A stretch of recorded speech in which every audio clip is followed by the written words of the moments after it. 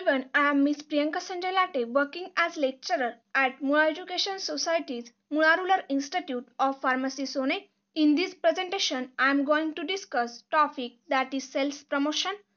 Part first. This topic we will discuss for second year D Pharmacy student. Content of presentation. Definition of sales promotion. Objective of sales promotion. Techniques of sales promotion, salesmanship, advantages of salesmanship, steps in selling process, salesman, qualities of a salesman. Now firstly, we will discuss definitions of sales promotion. Sales promotion is a science and techniques to motivate customers to purchase the products. According to American Marketing Association, sales promotion is defined as those activities other than personal selling that stimulates consumers to purchase product. These activities involve display, shows and exhibitions, demonstrations, etc. The main aim of any business is to earn maximum profit, and this is possible only through maximum sales. The maximum sales can be achieved by using various techniques of sales promotion. Sales promotions includes those marketing activities other than personal sellings, advertising and publicity that stimulate the consumers' purchasing and dealers' effectiveness, such as windows display, expositions, etc. Objectives of sales promotion: to introduce new products, to attract new customers, third, to maintain old customers, fourth, to improve public image of the firm, fifth, to popularize a brand name of the product, sixth, to assist salesmen and the dealers, 7. To induce customers to purchase more items. Next point, techniques of sales promotion. There are 6 techniques of sales promotion. First, free samples. Second, trading stamp. Third, coupons. Fourth, premium or bonus offer. Fifth, prize contest. Sixth, fair exhibition. We will discuss one by one. First, free samples. Many pharmaceutical firms send their medical representative to the physicians for detailing and distributions of free samples of their manufactured goods. The techniques is a very useful way of introducing new products. However, it is a very expensive method and is used only by big organizations. Second, trading stamps. Trading stamps are issued to customers through the retailers in proportions to the amount of purchase. The customer goes on collecting the stamps on his purchase. Once he has collected stamps of an adequate amount, he obtains a free products in exchange of his stamps. These techniques induce customers to buy products from those retailers who offer such stamps. These techniques induce customers to buy products from those retailers who offer such stamps. Third, coupons. Coupons is a certificate that entitles its holder to a specified saving on the purchase of a specified product. A firm may distribute the coupons through mail, newspapers, magazines, or retailers. The holders of coupons can buy the product at a discount from the retailers. The firm reimburses the retailers for the value of coupons collected by him from his customers. The retailers generally do not like this scheme because it creates financial and accounting problems for them. Third, premium or bonus offer. In these techniques, the firm offers a certain quantity of the product free of cost on the purchase of a specified quantity of the product. The premium offer can be of three types. First, with pack premium. Second, a reusable container. Third, free in the mail premium. We will discuss one by one. First, with pack premium. The free product is given along with product purchased by the customers. For example, one stainless steel teaspoon is inserted as free gift inside the 240 ml bottles of cough syrup. Second, a reusable container. The product is packed in a container that has utility for the customers after it is consumed. For example, an Ayurvedic Baidyanath Chyawanprash is available in attractive container which can be reused in the kitchen. Third, free in the mail premium. A free gift is given to the customers on producing a proof of purchase, that is cash memo or wrappers of the product. Next point, fifth, price contest. The contest may be held for the customers, salesmen and dealers. They are required to write a slogan or complete a sentence about the utility of the product. Attractive prizes are given for the best entries. And next, 6. Fairs and exhibitions. Fairs and exhibitions are organized to display and popularize products of the firm. For example, in various medical and pharmaceutical conferences, seminars, or scientific congress, the pharmaceutical firms and their allied industries participate in the exhibitions organized by their organizing committee. On such occasions, the firm also distributes free literatures to introduce itself and its products. Next point, salesmanship. Definitions of salesmanship. Salesmanship is the art of convincing and persuading the would-be customers to buy goods or services which will give them satisfactions. Sales are the lifeblood of business. The ultimate objective of all production is sales. Without sales, it is difficult for a business to survive because sales are the major source of revenue for a business. In olden days, salesmanship was considered a very important method for getting orders by fair or foul means for factory produced items without having any considerations for the satisfactions of the customers. But nowadays this concept has changed. A great emphasis is laid on winning the confidence of buyers.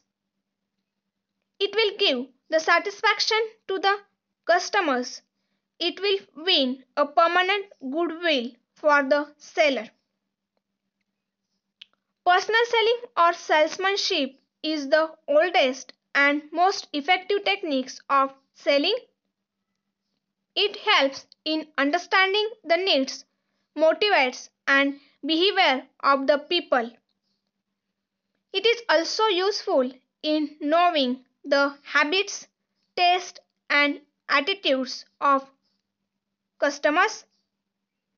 Such information is useful to manufacturers in designing better products and also improving the existing ones. Next point, advantages of salesmanship. First, it helps in locating prospective buyers. Second, it helps in the creation of a demand for new products. Third, it provides feedback about the need, attitudes, and behavior of consumers. Fourth, it helps to remove the objections and doubts of the consumers. Fifth, it helps in demonstrating the product in very effective way. 5. It can develop durable relationship with consumers. 7. The salesman acts as a consultant to the consumers. 8. Salesmanship gets immediate buying action. Next point, steps in selling process. There are 7 steps in selling process. First, pre-sale preparation. Second, prospecting. Third, approaching. Fourth, presentation. Fifth, dealing with objections. 6, closing the sale. And 7, follow-up. We will discuss one by one. First, pre-sale preparation. The selection, training and motivation of sales persons is the first steps in personal selling. The salesman must have a thorough knowledge of the products, customers, competitors, products and techniques of selling. Second, prospecting. The salesman must locate the potential buyers and identify their needs. They should examine the records of past and present customers to find out the nature and attitudes of potential buyers. Third, approaching. The salesman should introduce himself, the product and manufacturer to the potential buyer. He should be polite and courteous while approaching the customers. A salesman at the counter should presently greet the customers and make him feel at home. In case he is busy with some other customers, he should assure the customers that he will attend to him presently. Next, fourth, presentation. The object of presentation is to convince the customers that he needs this type of product or service and this particular product or service will in fact fulfill his needs. The salesman should describe the salient features and uses of the product in brief and not its technical details such as descriptions about drug formulation, its chemical compositions, its pharmacological actions and side effects, etc. The selling point and advice should be given without any hesitation. However, agreement should be avoided at all cost. To win an agreement is to lose the customers and to lose agreement is to lose sale. The success of a salesperson depends upon the degree to which he or she is able to match his or her presentation with the attitude of the consumers. Next, fifth, Dealing with objections. Certain objections may be raised by the customers after presentation, which should be welcome. Those objections which are mostly regarding the price, quality, and design are helpful in discovering the doubts of the customer. The salesman should not lose patience of if a customers ask for many questions and takes time in reaching decision. The main aim of the salesman should be to remove customers' objections in one way or the other so that the customer is satisfied with the product. Next, 6. Closing the sale. Once the customer has made up his mind to buy the product, the salesman should close the sales in a cordial manner. The customer should be made to feel that he has made the right choice. It is difficult to close the sale if the customer has not yet come to a decision. However, under no circumstance the customer should be pressurized to get in for a particular item. The salesman should thank the customers at the times of delivery of goods, and all social courtesy should be extended to him. He should assure the customers of still better service in future. 7. Follow-up. Further, follow-up is not practicable in case of retail pharmacy, as customers do not visit the pharmacy as frequently as they do in other shops. But representatives of suppliers generally follow up for stock sold in to be sold out by effective salesmanship. Next point, salesman. Definition of salesman: a person who is engaged in selling goods to the customers is known as a salesman. It is generally said that salesmen generally born and not made. However, it is not true these days because any person who wants to adopt a sales profession gets intensive coaching and training. The success of a firm mainly depends on the performance of their sales force. Therefore, it is essential to engage well qualified, trained, energetic, and young persons as the company's sales force. Next point, qualities of salesman. There are main 4 qualities of salesman. First, personal qualities. Second, mental qualities.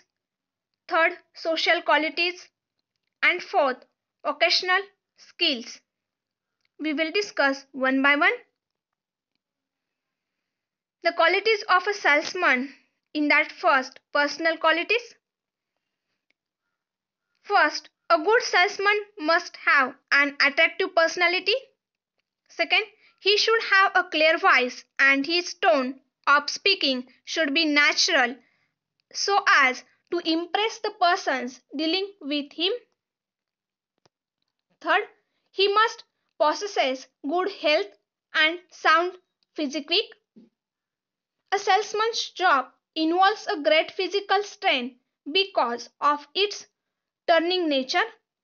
So, only a person with a good health can work effectively. Fourth, he should also be well dressed because it adds to his charm.